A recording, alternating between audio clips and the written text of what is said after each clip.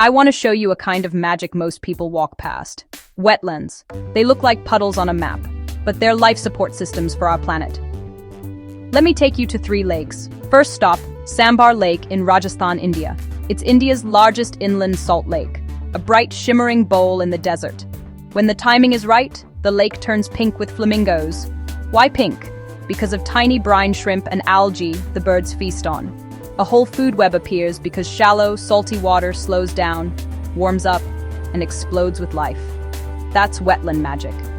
Second, Mansagar Lake, Jaipur. You've seen photos, the Jal Mahal floating like a dream. But the real story is the water around it. After years of neglect, Mansagar has been restored piece by piece. Desilting, native reeds, floating wetlands. Now, egrets, herons, and migratory ducks use it like an airport.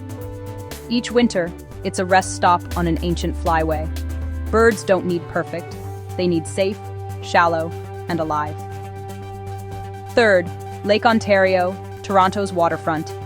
A Great Lake sounds too big to be a wetland, right? But look closer at the edges. Marshes, lagoons, and a man-made miracle called Tommy Thompson Park.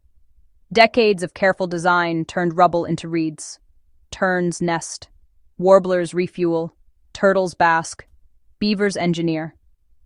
In the middle of a megacity, nature finds a foothold. So why do wetlands matter?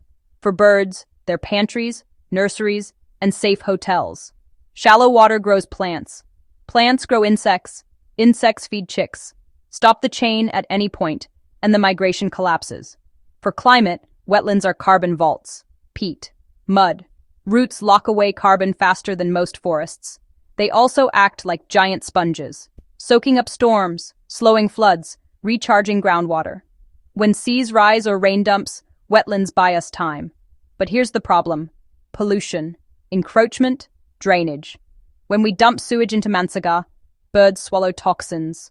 When salt pans and unplanned roads carve Sambhar, the water flow breaks, salinity spikes, fish and shrimp crash, and flamingos vanish. When shoreline condos squeeze Toronto's marsh edges, the nursery shrinks. And when we reclaim land, we lose the sponge and get floods we thought we were preventing. This is not a sad story. It's a choice story. Because wetlands bounce back fast when we let them breathe. Block a few illegal drains at Sambhar. Keep buffer zones around Mansagar. Expand living shorelines on Lake Ontario. More reeds, fewer hard walls. Test water, fix leaks, plant natives. Within seasons, birds return. Within years, carbon builds. If you live near a wetland, here's what I do, and you can too. Join a cleanup, report dumping, support local bird counts, their early warning systems, push for protected buffers in city plans, and when you visit, stay on paths. Sambhar, Mansagar, Lake Ontario, different continents, same magic. A wetland is not empty land. It's a climate tool, a bird sanctuary, and a shield for our cities.